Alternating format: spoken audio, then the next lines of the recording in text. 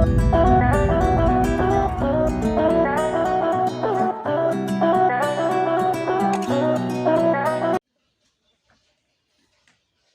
Morning class. Previous classes में हमने देखा था sacrificing ratio and gaining ratio का कैलकुलेशन। उसके बाद हमने देखा था ट्रीटमेंट ऑफ गुडविल, कि जो हमारी वैल्यूड गुडविल है उसका ट्रीटमेंट क्या करेंगे और जो हमारी एग्जिस्टिंग गुडविल है उसका ट्रीटमेंट क्या करेंगे।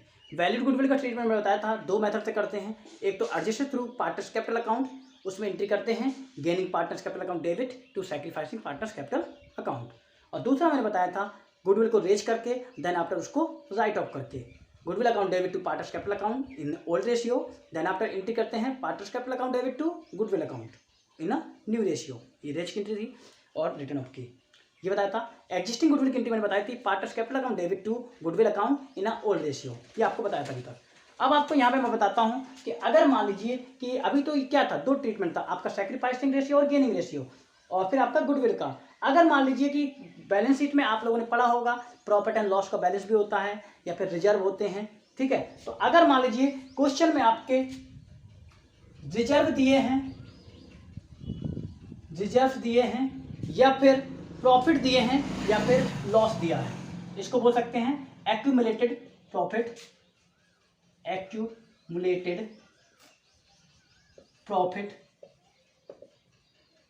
या फिर लॉसेस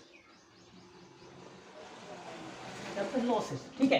देखिए अगर आपके बैलेंस शीट में या क्वेश्चन में रिजर्व दिए हैं या फिर एक्यूमुलेटेड प्रॉफिट दिया है या एक्यूमुलेटेड लॉस दिया है, तो उस टाइम पे हम क्या एंट्री करेंगे, कैसे ट्रीटमेंट करेंगे, हम आपको यहाँ पे ये बताएंगे। तो देखिए आप जानते हैं कि अगर आपके पास रिजर्व दिए हैं या प्रॉफिट दिए हैं तो उनकी क्या एंट्री करेंगे, लॉस दिया है तो एंट्री क्या करेंगे, ठीक है। पहले हम रिजर्व को लेके चलते हैं। अगर रिजर्व दिए हैं, ठीक है, उस टाइम पे एंट्री करेंगे हम रिजर्व अकाउंट डेबिट कर देंगे। और रिजर्व किसके होते हैं, पार्टनर्स के, तो नीचे लिखेंगे पार्टनर्स कैपिटल अकाउंट। रेशियो रहेगा आपका ओल्ड रेशियो, ठीक है।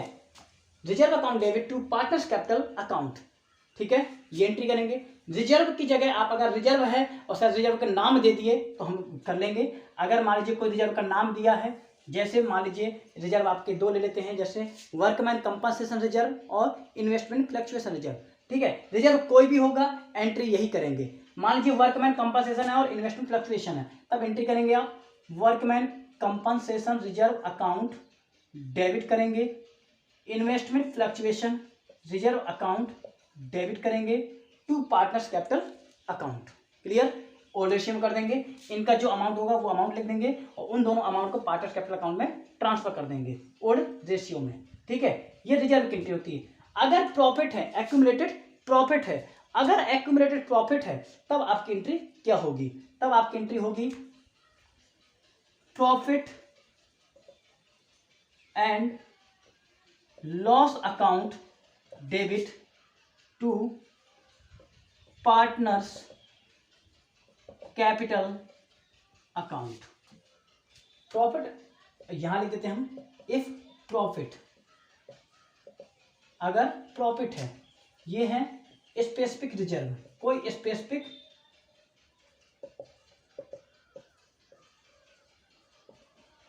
रिजर्व दिया है, अगर ये होगी, तो अगर कोई नॉर्मल रिजर्व भी है तब भी एंट्री यही होगी, reserve account debit to partners capital account, क्योंकि रिजर्व आपने ऑलरेडी लिख चुके हैं, ठीक है। तो आपकी एंट्री यही चीज है कि अगर कोई रिजर्व है, आप यहाँ पे रिजर्व लिख दीजिए खाली, ठीक है। यहाँ पे हम कुछ हटा देते हैं थोड़ा सा,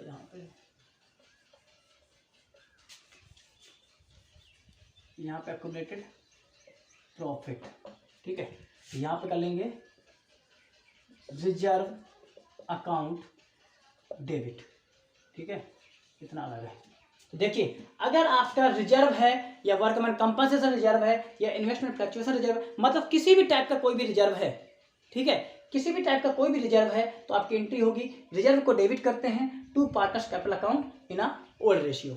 सेम प्रॉफिट वाले में भी है कि अगर प्रॉफिट हुआ है तो profit and loss account debit to partners capital account in a old ratio, ठीक है, सेम एंट्री होगी। हम इस एंट्री को कंबाइन कर सकते हैं, हम इसको ये भी कर सकते हैं कि अगर लास्ट में एक एंट्री इसकी कंबाइन करना चाहें तो हम इसको ये कर सकते हैं कि अगर हमारे पास रिजर्व भी दिया है, वर्कमैन कंपनसेशन रिजर्व भी है, इन्वेस्टमेंट फ्लक्चुएशन रिजर्व भी है और प्रॉफिट भी है, तो हम क्या करेंगे, चारों को पार्टनर्स को दे देंगे।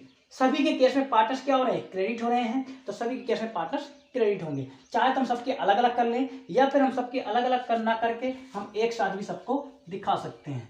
जब एक साथ दिखाना चाहेंगे, देखिए अगर अलग अलग दिए हैं तो अलग अलग एंट्री कर लीजिए, अगर एक साथ एंट्री करनी है तो एक साथ कर सकते हैं। जैसे कि रिजर्व दिया है तो एंट्री कर देंगे, रिजर्व अकाउंट डेबिट कर लेंगे। इन्वेस्टमेंट फ्लक्चुएशन रिजर्व भी है तो investment fluctuation reserve account debit हो जाएगा। वर्कमैन कंपनसेशन रिजर्व है तो workman compensation reserve account debit हो जाएगा। और अगर प्रॉफिट भी दिया है तो profit and loss account debit हो जाएगा। और टू किसको जाएगा, ये सब पार्टनर्स कैपिटल अकाउंट, किस रेशियो में, ओल्ड रेशियो में ये एंट्री होगी।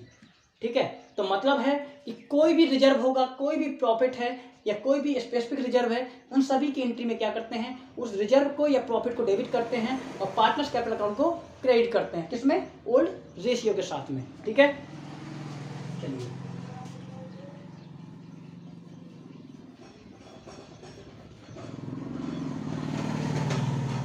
अगर मान लीजिए एक्यूमुलेटेड लॉस दिया है, एक्यूमुलेटेड लॉस का मतलब है कि या तो हमारे बिजनेस में लॉस हुआ होगा या फिर एक चीज और दिया रहता है, डिफर्ड रेवेन्यू एक्सपेंडिचर। आपने नाम सुना होगा डिफर्ड रेवेन्यू एक्सपेंडिचर। एग्जांपल में ले लें जैसे एडवर्टाइजमेंट सस्पेंस अकाउंट। तो अगर मान लीजिए आपके क्वेश्चन में लॉस दिया है, लॉस का मतलब है कि प्रॉफिट एंड लॉस अकाउंट का debit balance, profit and loss account का डेबिट बैलेंस, या फिर प्रॉफिट एंड लॉस दिखाया जाएगा एसेट्स साइड में। ठीक है, अगर ये दिया है और साथ साथ दिया है कोई डिफर्ड रिवेन्यू एक्सपेंडिचर, अगर डिफर्ड रिवेन्यू एक्सपेंडिचर दिया है, डिफर्ड रिवेन्यू एक्सपेंडिचर ये दिया है, तो उस केस में एंट्री क्या होगी। देखिए ऐसा केस है, कोई भी अगर लॉस हुआ है या फिर डिफर्ड रिवेन्यू एक्सपेंडिचर है दिया है क्वेश्चन में, ठीक है, इनको बोले या ना बोले डिस्ट्रीब्यूट करिए, हमें डिस्ट्रीब्यूट करना ही करना है। ठीक है, चाहे वो रिजर्व हो चाहे वो लॉसेज हो, तो एंट्री क्या करेंगे, ऐसे केस में एंट्री करते हैं पार्टनर्स कैपिटल अकाउंट डेबिट कर देंगे। और टू अगर लॉस है तो प्रॉफिट एंड लॉस अकाउंट, और अगर डिफर्ड रेवेन्यू एक्सपेंडिचर है तो to deferred revenue expenditure account. Deferred revenue expenditure का जो नाम दिया होगा, अगर एडवर्टाइजमेंट सस्पेंस अकाउंट दिया है तो लिखेंगे टू एडवर्टाइजमेंट सस्पेंस अकाउंट। ठीक है, लिख देंगे ओल्ड रेशियो में। ठीक है, तो अगर कोई भी लॉस होता है, कोई भी लॉस है या डिफर्ड रेवेन्यू एक्सपेंडिचर है, तो उस कंडीशन में पार्टनर्स के कैपिटल अकाउंट को डेबिट करते हैं और प्रॉफिट एंड लॉस और डिफर्ड रेवेन्यू एक्सपेंडिचर को क्रेडिट करते हैं। हम दोनों की एंट्री अलग अलग भी दिखा सकते हैं और दोनों को एक साथ भी दिखा सकते हैं। दोनों को अलग अलग करेंगे तो partners capital account debit to profit and loss account, फिर दोबारा में partners capital account debit to deferred revenue expenditure account. तो हम दोनों की एंट्री अलग अलग भी कर सकते हैं और दोनों की एंट्री एक साथ भी कर सकते हैं। ठीक है, चाहिए। ठीक है, तो आपने रिजर्व की एंट्री भी देख ली और प्रॉफिट की एंट्री भी देख ली और लॉस की एंट्री भी देख ली। तो याद रखिएगा कि अगर लॉस है तो आप एंट्री करना जानते हैं, प्रॉफिट है तो भी एंट्री करना जानते हैं। ठीक है, हमने दोनों की एंट्री एक साथ कर दी है, आप कुछ तो अलग से लिख सकते हैं। जैसे लॉस दिया है तो एंट्री कर लेंगे partners capital account debit to profit and loss account. Deferred revenue expenditure है तो एंट्री कर लेंगे profit and loss account debit to deferred revenue expenditure account. ठीक है, तो आप इन दोनों एंट्री को अलग अलग कर लीजिए। अगर जैसे मान लीजिए कोई एक ही दिया है, शायद लॉस ही दिया है, तो खाली एक एंट्री होगी। अगर दोनों दिए हैं तो दोनों एंट्री कर लीजिए या दोनों को एक साथ कर लीजिए। मतलब कि उनमें जो जो चीज़ें दी हैं उसकी एंट्री आप करेंगे। ठीक है,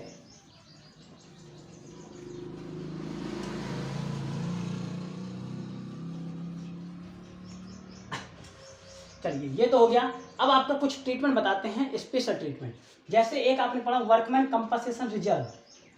ठीक है, वर्कमैन कंपनसेशन रिजर्व का क्या ट्रीटमेंट करेंगे। ट्रीटमेंट फर्स्ट ऑफ ऑल हम ये बताएंगे कि वर्कमैन कंपनसेशन रिजर्व होता क्या है। आप जानते हैं कि वर्कमैन कंपनसेशन रिजर्व एक ऐसा रिजर्व होता है जो कि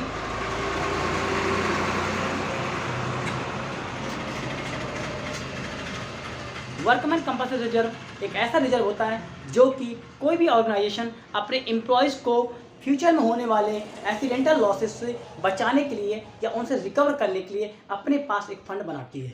उस फंड को बोलते हैं वर्कमैन कंपनसेशन रिजर्व।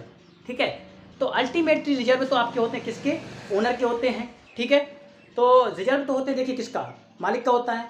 तो ये है कि अगर लाइबिलिटीज होती है तो लाइबिलिटीज पे की जाएगी। मान लो कि अगर मैंने पैसा बना के रखा है, 1 लाख रुपये रखा है और किसी पर्पज़ से, अगर वो पर्पज़ होता है तो उस पर्पज़ में यूज कर लूँगा, और अगर उस पर्पज़ नहीं होता है तो फिर क्या रहेगा, वो अल्टीमेटली मेरे पास रहेगा। तो सेम यहाँ पे भी है कि अगर वर्कमैन कंपनसेशन बनाया जाता है तो उसकी डिफरेंट टाइप की कंडीशन में क्या क्या एक्टिविटी या क्या क्या एंट्री उसकी करेंगे। ठीक है, तो पहला है when no claim against workman compensation reserve. देखिए आप जानते हैं कि कंपनी क्या करती है, कंपनी अपने पास एक रिजर्व बना के रखती है। ठीक है, कंपनी अपने पास रिजर्व बना के रखेगी। जब किसी एम्प्लॉयज़ को चोट आएगी, कभी एम्प्लॉयज़ को एक्सीडेंट होगा, तो अपने आप आएगा कंपनी के पास और बोलेगा मुझे एक्सीडेंट हो गया, मेरे इसने चोट लाई है, मुझे इतना पैसा चाहिए। तो अगर कोई क्लेम आता है तब तो रिजर्व से निकाल के दिया जाएगा, बट अगर क्लेम नहीं आता है तो ऐसे केस में हम उसके अगेंस्ट एम्प्लॉय को नहीं दे सकते हैं। तो देखिए यही चीज़ है कि व्हेन नो क्लेम, अगर मान लीजिए वर्कमैन कंपनसेशन रिजर्व का नाम का हमने कोई एक रिजर्व बना कर रखा है। एक एग्जाम्पल मान लेते हैं कि वर्कमैन कंपनसेशन रिजर्व हमने बनाया था 50,000 रुपये का, ये बना लेते हैं। ठीक है, कंपनी है हमारी, उसने 50,000 रुपये का वर्कमैन कंपनसेशन रिजर्व बनाया था और फिर उस साल में कोई भी क्लेम नहीं हुआ। क्लेम का मतलब है कोई भी एक्सीडेंट कोई भी नहीं हुआ। जब हमारा कोई एम्प्लॉय एक्सीडेंट ही नहीं हुआ तो उसका क्लेम भी नहीं आएगा। जैसे आप लोग जानते हैं इंश्योरेंस क्लेम, तो मान लीजिए आपने अपनी कार का इंश्योरेंस कराया है, 1 लाख रुपए दिया। ठीक है, और अगर कोई भी आपने क्लेम लेने नहीं गए, मतलब आपकी कार एक्सीडेंट हुई नहीं, तो मतलब क्या है, जब आपका एक्सीडेंट नहीं हुआ तो आपको क्लेम नहीं मिलेगा। तो सेम यहाँ पे भी है कि अगर कोई भी एम्प्लॉय क्लेम लेने नहीं आया वर्कमैन कंपनसेशन रिजर्व का, तो उस कंडीशन में हम क्या एंट्री करेंगे। देखिए अगर वर्कमैन कंपनसेशन रिजर्व के अगेंस्ट में कोई भी क्लेम नहीं है या फिर कोई भी लायबिलिटीज नहीं है, ठीक है, कोई भी वर्कमैन कंपनसेशन की लायबिलिटीज नहीं है, ऐसी कंडीशन में क्या करते हैं, टोटल का टोटल रिजर्व हम पार्टनर्स कैपिटल अकाउंट में ट्रांसफर कर देते हैं। तो एंट्री करेंगे workman compensation reserve account debit to partners capital account, workman compensation reserve account debit to partners capital account in old ratio. ठीक है, ये एंट्री तब करेंगे जब कोई भी क्लेम हमारे वर्कमैन कंपनसेशन के बिहाफ पे नहीं होगा या कोई भी लायबिलिटीज नहीं होगी हमारे वर्कमैन कंपनसेशन के रिलेटेड। अगर वर्कमैन कंपनसेशन रिजर्व के अगेंस्ट कोई भी क्लेम नहीं है, कोई भी लायबिलिटी नहीं है, उस कंडीशन में पूरा का पूरा रिजर्व हम पार्टनर्स कैपिटल अकाउंट में ट्रांसफर कर देंगे। तो कितना रिजर्व था, 50,000 का, तो लिखेंगे workman compensation reserve account debit to 50,000 और to partners capital account. Partners capital मतलब है चाहे ए हो चाहे बी हो, जो होंगे उन सबके नाम लिख दी जाएंगे। हम यहाँ पे पार्टनर्स कैपिटल लिख लेते हैं ओनली, तो पार्टनर्स कैपिटल अकाउंट में 50,000 ट्रांसफर कर देंगे। क्लियर है, ठीक है। चलिए अब दूसरा एडजस्टमेंट है आपका, देख लीजिए कि अगर वर्कमैन कंपनसेशन रिजर्व के अगेंस्ट में कोई भी क्लेम नहीं है, कोई भी लायबिलिटीज नहीं है, उस कंडीशन में पूरा का पूरा रिजर्व पार्टनर्स कैपिटल अकाउंट में ट्रांसफर कर दिया जाएगा। कोई भी क्लेम नहीं है, इसका मतलब ये है कि एम्प्लॉयज कोई भी एक्सीडेंट नहीं हुआ है, वो कोई भी पैसा मांगने हमसे नहीं आया है। ठीक है, तो ये एंट्री करते हैं। दूसरा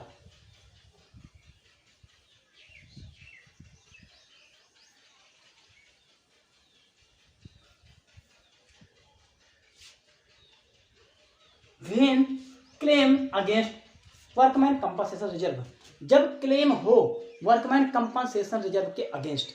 अब हमें पता चल गया कि क्लेम है, अब क्लेम है तो कितना है। अब ऐसी सिचुएशन में बनता है एक सब कैटेगरी बनेगी फर्स्ट, यहां पे देखेंगे, यहां पे लिख लेंगे claim is equal to to workman compensation reserve. अगर हमारा क्लेम वर्कमैन कंपनसेशन रिजर्व के बराबर है, ठीक है, अगर हमारा क्लेम वर्कमैन कंपनसेशन रिजर्व के बराबर है, मतलब है कि इस साल जो एम्प्लॉयज़ को जो चोट आई है, एम्प्लॉयज़ को जो एक्सीडेंट हुआ है, उसका क्लेम जो है वो 50,000 रुपये आया। कितना था रिजर्व हमारे पास? 50,000। तो मतलब है कि उसके बराबर आया है, मतलब क्लेम भी यहाँ पर कितने का है? 50,000 का है। क्लेम भी 50,000 किसका? वर्कमैन कंपनसेशन रिजर्व के बराबर हो गया। दोनों बराबर। तो देखिए, जब क्लेम आपका वर्कमैन कंपनसेशन रिजर्व के बराबर होगा, उस कंडीशन में क्या एंट्री होगी? उस कंडीशन में एंट्री होगी workman compensation reserve account debit to, कहाँ जाएगा? Workman compensation claim account, workman compensation claim account. ठीक है, तो देखिए, अगर मान लीजिए कि मैंने अपने घर में इतना रुपए रखा, इसलिए रखा था कि पढ़ाई के लिए। अगर मान लो मैं पढ़ाई करूंगा, तो पढ़ाई किया और मैंने पैसा रखा था अपने पास 50,000 रुपये का, और मैंने पढ़ाई की 1 साल और उसका खर्चा आया 50,000 रुपये। ठीक है, तो वो 50,000 रुपये मैं कहाँ से पे करूँगा? जो मैंने बना करके अपने पास रखा था। आप लोग जानते हैं कि रिजर्व बनाए जाते हैं, प्रोविजन बनाए जाते हैं। तो रिजर्व का यूज कहाँ करते हैं कि अगर हमने कुछ भी बनाया है उसके लिए यूज कर लेंगे, तो 50,000 मैं उसके लिए यूज कर लूँगा। यही चीज़ है कि अगर हमने रिजर्व बनाया है वर्कमैन कंपनसेशन रिजर्व, ठीक है, अगर उसका कोई क्लेम है तो पहले उसमें ट्रांसफर कर देंगे, इसके बाद जो बचेगा वो पार्टनर्स का होता है। तो देखिए, क्लेम हमने रिजर्व बनाया था 50,000 रुपये का, हमने पैसा रखा था और क्लेम भी 50,000 का आ गया है, तो सबसे पहले रिजर्व को क्या करेंगे? क्लेम को ट्रांसफर कर देंगे। तो सबसे पहले क्लेम दे देंगे। क्लेम कितना है? 50,000 का है, तो पूरा का पूरा ट्रांसफर हो जाएगा। ठीक है, तो पूरा का पूरा ट्रांसफर कर देंगे और नए से लिखेंगे workman compensation transfer to the claim.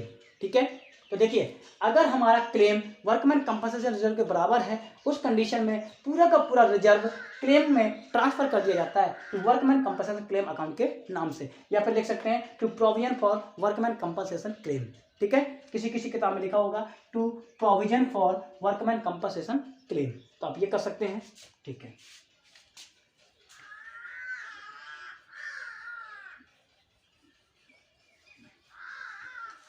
अब हो जाए दूसरा एंट्री, हो जाए claim less than workman compensation reserve. मतलब है कि क्लेम तो आया है बट वर्कमैन कंपनसेशन रिजर्व से कम आया है। वर्कमैन कंपनसेशन रिजर्व था हमारा 50,000 का और क्लेम मान लेते, क्लेम आया हमारे पास 40,000 रुपए का। देखिए, क्लेम आया है 40,000 का और वर्कमैन कंपनसेशन था हमारे पास 50,000 का। ऐसी कंडीशन में क्या ट्रीटमेंट करेंगे? मतलब कि जब हमारे पास वर्कमैन कंपनसेशन रिजर्व ज़्यादा हो और क्लेम कम हो, उस कंडीशन में देखिए मैंने क्या बताया कि देखिए, सबसे पहले रिजर्व को यूज करेंगे क्लेम के लिए, इसके बाद जो बचेगा वो पार्टनर्स कैपिटल अकाउंट में चला जाएगा। तो एंट्री करेंगे पहले हम, सबसे पहले workman compensation reserve account debit करेंगे टू, सबसे पहले ट्रांसफर कहाँ करेंगे? वर्कमैन कंपनसेशन क्लेम को, तो लिखेंगे वर्कमैन कंपनसेशन क्लेम अकाउंट। चलिए, रिजर्व कितने का आपका? 50,000 का। वर्कमैन कंपनसेशन क्लेम कितना आया है? 40,000। अब कितना बचा अभी हमारे पास? हमारे पास बचा है 10,000 रुपये। तो जो 10,000 रुपये है वो चला जाएगा पार्टनर्स कैपिटल अकाउंट में। तो नीचे लिखेंगे टू पार्टनर्स कैपिटल अकाउंट 10,000। ठीक है, तो देखिए, अगर हमारे पास जो रिजर्व है और अगर क्लेम है हमारे पास, तो देखिए, अगर क्लेम रिजर्व के बराबर है तब तो पूरा का पूरा रिजर्व क्लेम में चला जाएगा, बट अगर क्लेम रिजर्व से कम है तो उस कंडीशन में सबसे पहले रिजर्व को क्लेम में ट्रांसफर करेंगे, फिर जो बचेगा उसे हम पार्टनर्स कैपिटल अकाउंट में ट्रांसफर करेंगे। ठीक है, तो इस तरीके से एंट्री करेंगे। तो देखिए, अगर हमारा क्लेम वर्कमैन कंपनसेशन रिजर्व से कम है तो उस कंडीशन में सबसे पहले रिजर्व को क्लेम में ट्रांसफर करेंगे, देन आफ्टर जो बचेगा रिजर्व उसको हम पार्टनर्स कैपिटल अकाउंट में ट्रांसफर कर देंगे। ठीक है,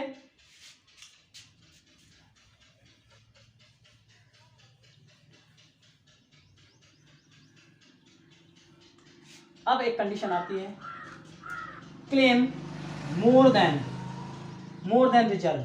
अगर क्लेम ज़्यादा हो गया रिजर्व से, मान लीजिए कि हमारे पास रिजर्व हमारे पास केवल है 50,000 रुपये हैं, हमने गुल्लक में हमारे पास केवल 50,000 रुपये हैं, बट इस बार एम्प्लॉय का एक्सीडेंट हो गया 60,000 रुपये तक, 60,000 हो गया। अब ऐसी कंडीशन में क्या एंट्री करें, क्या ट्रीटमेंट करें? तो देखिए, अगर हमारा क्लेम रिजर्व से ज़्यादा हो जाए, अगर ठीक है, अगर क्लेम रिजर्व से ज़्यादा हो जाए तो उस कंडीशन में जितना ज़्यादा है उतना पैसा हम कहाँ से लाएंगे? रिवॉल्यूशन अकाउंट से। ठीक है, जितना एक्सेस हो जाएगा, जितना एक्सेस होगा क्लेम, एक्सेस